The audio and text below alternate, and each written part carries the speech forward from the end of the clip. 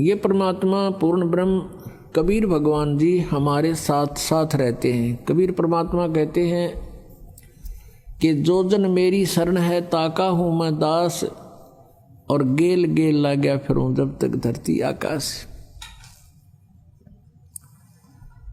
पुण्यात्मा, जो पुण्यात्मा अब भक्ति कर रहे हैं, क्योंकि अब ये प्राइम टाइम है भक्ति का, ये पिछली पीढ़ी है कलयुग में, और अब जो इस शरण में आ जाएंगे वो पार हो जाएंगे, और जो पार नहीं हुए तो वो यहीं रह जाएंगे।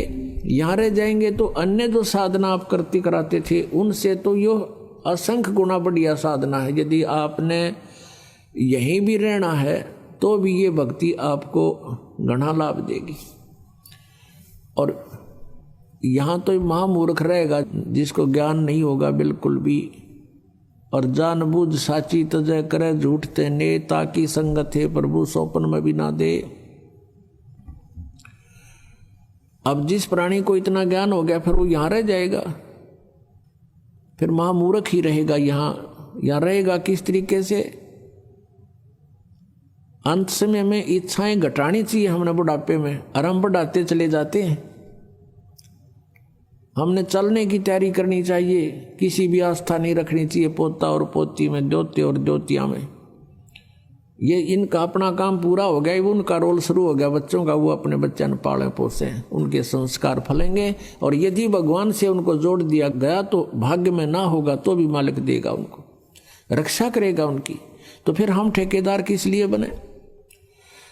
तो बुढ़ापे में हमारी दूनी दुर्गति करे युकाल, ना तो कोई हम करने योग्य रहते, इच्छाएं इतनी हो जाती हैं, न्यू हो जा भगवान, फलाने का न्यू हो जा, पोते का न्यू हो जा, पोती का वहाँ ब्याह हो जा। तो ये समस्याएं हमने घटानी पड़ेंगी अपनी, और ये ज्ञान से घटेंगी, वैसे कहने सुन से नहीं बनती बात। तो क्या बनती है बुढ़ापे में? आया बुढ़ापा बैरी, पड़े परिवार में ममता गहरी। आवे बुढ़ापा बैरी, पड़े परिवार में ममता गहरी।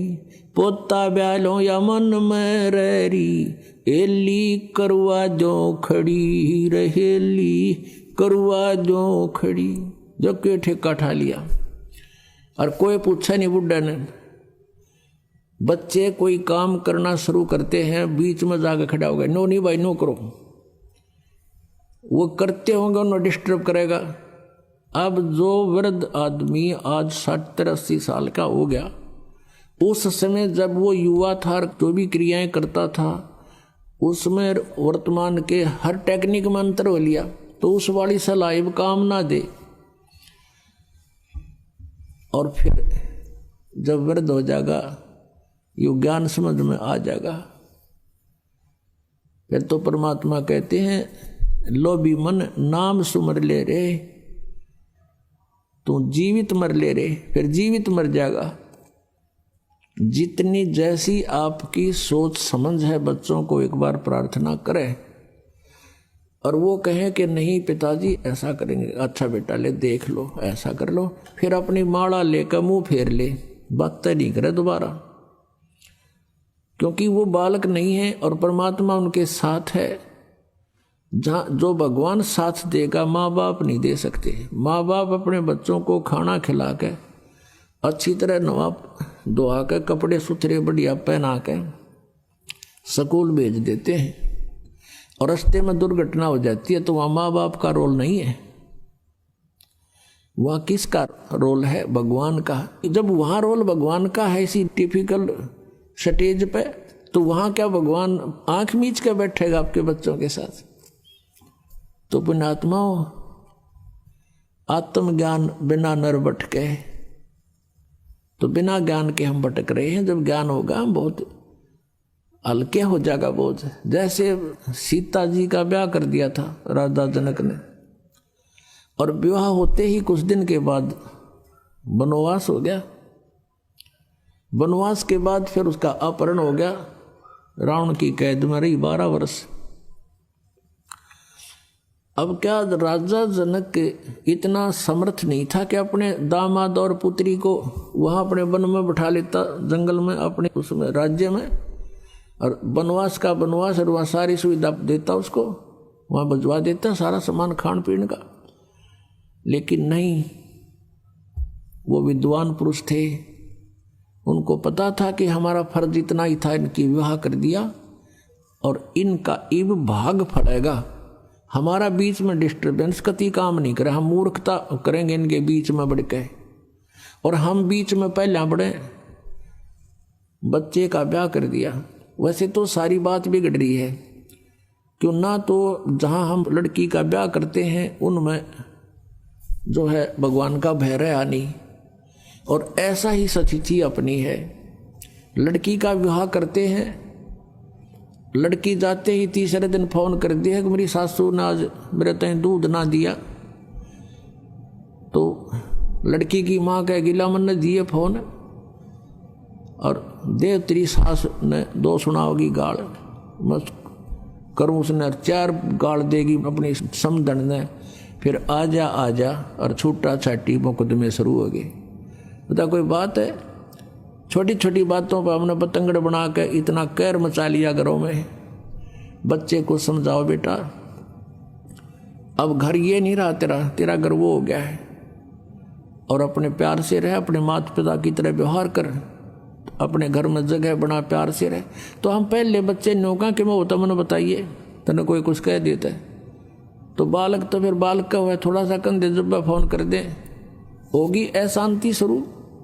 बिना ज्ञान के हमने ये सारे काम बिगाड़ लिए, अच्छी शिक्षाएं खत्म होगी। कारण क्या रहा कि पहले बच्चे बुजुर्ग बैठा करते, बच्चों को विशेषकर आसपास बैठे होते, जब अच्छी शिक्षा देने की चेष्टा किया करते थे। अब सभी इतने बिजी हो गए माया जोड़ने में। एक भक्त कह रहा था ना, बोला 10 दिन हो गए मेरे बच्चा ने नो नहीं पता मेरा पापा किस टाइम आओ है, किस टाइम जाओ है। डेली पैसेंजर,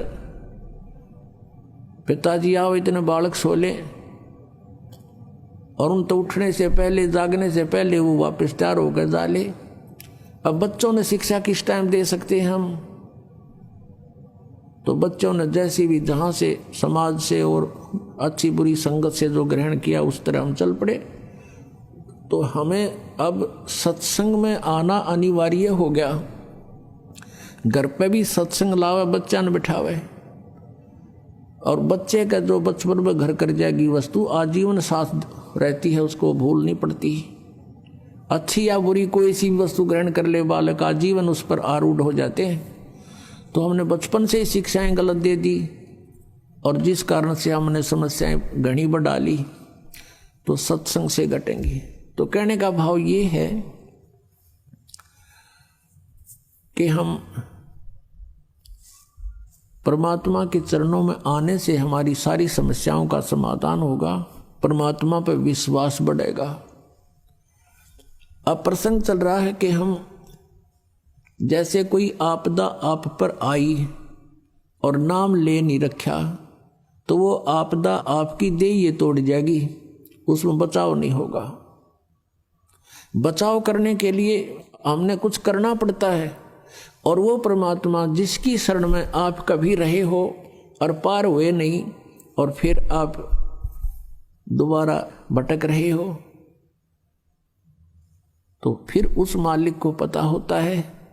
कहता है जो जन मेरी शरण है ताका हूं मैं दास, और गैल गैल लाग्या फिरूं जब लग धरती आकाश।